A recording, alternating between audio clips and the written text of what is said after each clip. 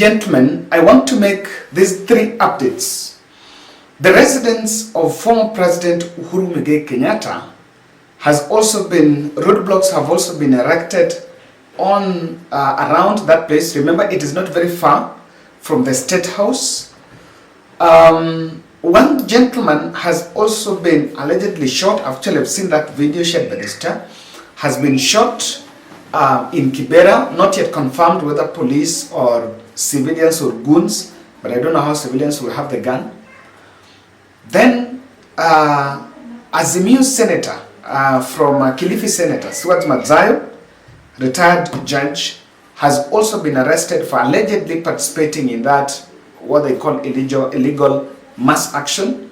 So those 3 points out to a long day, but I just want to try to do a very short analysis in terms of the decision to what exactly could be happening. Raila Odinga is saying that he's making their way in town. He's making his way in town, I think, with other leaders. And people are really waiting for that because I think the numbers are already piling at Nairobi, while police are engaging the demonstrators in some running battles. They are determined to make sure that that protest will not proceed. I also saw that the residences of the other AZIMIO leaders have also been, there are also roadblocks there, which could be a strategy perhaps to contain them. However, no one knows whether they're in their respective homes. They spent there or where they are. It has not yet been confirmed where they are, but there is understanding that perhaps they will be contained. Could be there is a serious search for the AZIMIO leaders, and that is why they just want to find out from where are they going to come from, or where are they as things go on. So probably this is blocking Uhuru Kenyatta's residence is in conformity with the other one of blocking the way to State House, because it is around that place. But I'm looking at what's happening so far, the way the police are trying to engage and disperse protesters. Even though I saw a number, I think the team from Thika Road, there is little of that. I will not want to sound bit defensing how maybe the conduct of the security officers, or rather trying to defend. But I just want to say that while we can physically block people from protesting, which if I listen to what Stefano is saying is that they're just trying to register, they're giving an opportunity to Kenyans to register their frustrations to what is happening in this government as we speak. But aren't we alive to the fact that what is being talked about are things that should be given attention, should be paid to? I am seeing, and this is one thing I can tell you. I don't think blocking of that AZIMIO mass action by saying one, it is illegal, and the other one, and I want to face that one first of saying it's illegal. I saw a Facebook post by Steve Ogola, a lawyer, who is saying that even if there is late notification of the police about the mass action, then the least they can do, or the best they can do, is AZIMIO to proceed the mass action, but they're not going to be given security. So that one, Steve Ogola was saying that you just allow it to go on, but you don't give them security if you believe that they notified you late. So again, in terms of storming State House, it's a protected place, so everyone else knows that that is going to happen. However, I think when Raila said yesterday, and they fell for that trap, Raila said that we're going to meet at KICC, but after KICC, we'll pick the other, we'll pick that direction. So probably it's just trying to stop even the converging at KICC and to make sure that that is really done. Now, one thing I'm really pondering about here is, why is it that, how did they settle on KICC? Why not Jivanji? Because Jivanji is a garden. Probably the Nairobi County was pushed not to give them license to use, permit to use the Jivanji. Even KICC is an infrastructure that is owned by government. I think it's partly owned by government. and they got entrance there. I don't know, I'm really trying to understand how, but I know that many senators have their offices in, many leaders, even members of parliament, some of them have their offices in KCC, and so that's why you may not even stop them from accessing that place. So what do you think is the real interest of even now former President Uhuru Kenyatta? I can tell you that probably is heavily linked. I remember the other time things went wrong in DCI, he made a call, and that's one of the grounds, that is one of the reasons. It was really said that that is one of the reasons why even Matiang'i had to be released from that place after Uhuru Kenyatta made his way. I don't know where are AZIMIO leaders. I think there is a serious search for them, but what is happening, we are actually escalating. We are accelerating, escalating the mass action. And I want to tell you why we are escalating this. That's what I want us to look at. I followed Kibera.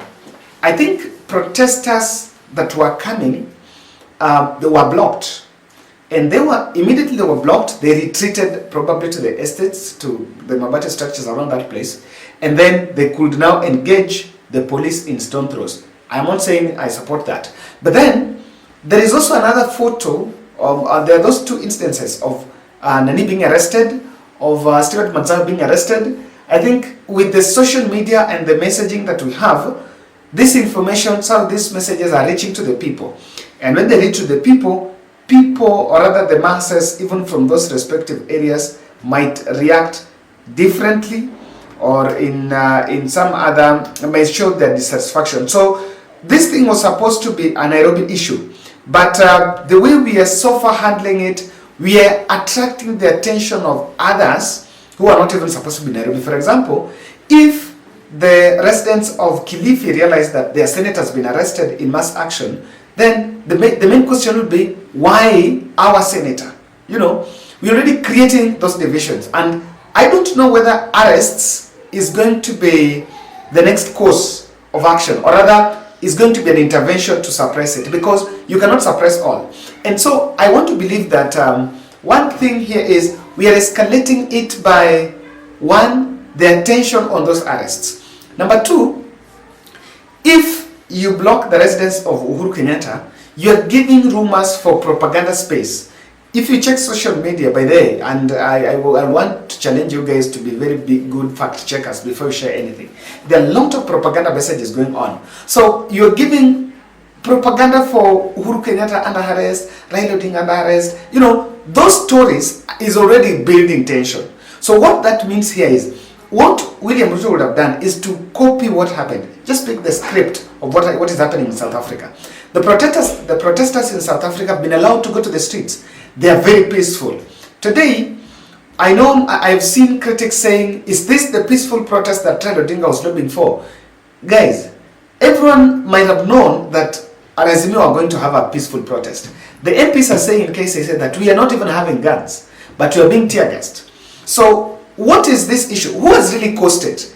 The problem must be that the moment we are past it, I think we are creating that anger, and we are giving media fodder.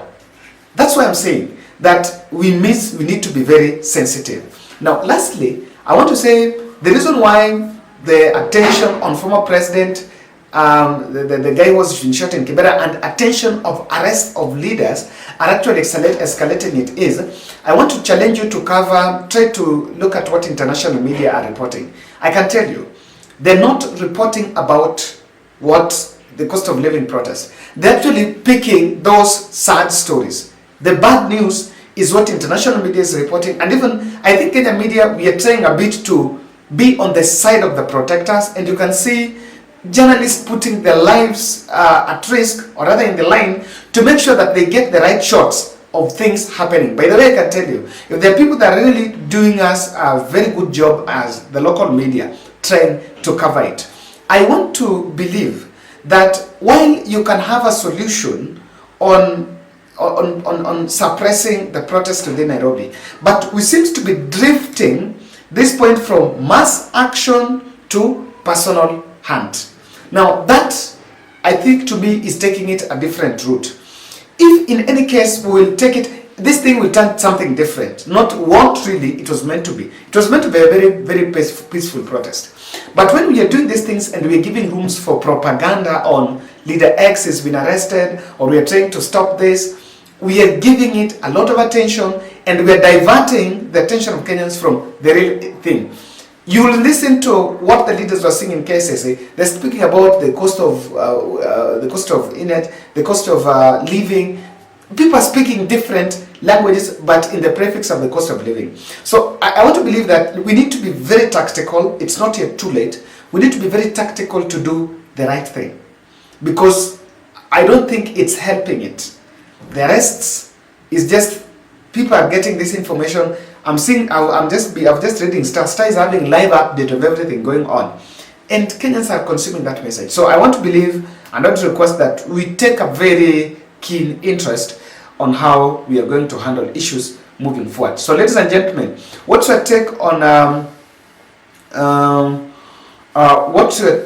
on what's happening at barricading the roads, especially one leading to former President Uhuru Kenyatta? I don't know why. I don't think and I don't expect Uhuru Kenyatta would actually come out and join the protest, unless if that's going to be, maybe I'm ready for difference to be challenged, but I don't see Uhuru Kenyatta coming out to protest. So let's see how this will move. Keep it here for updates on everything happening here in Kenya.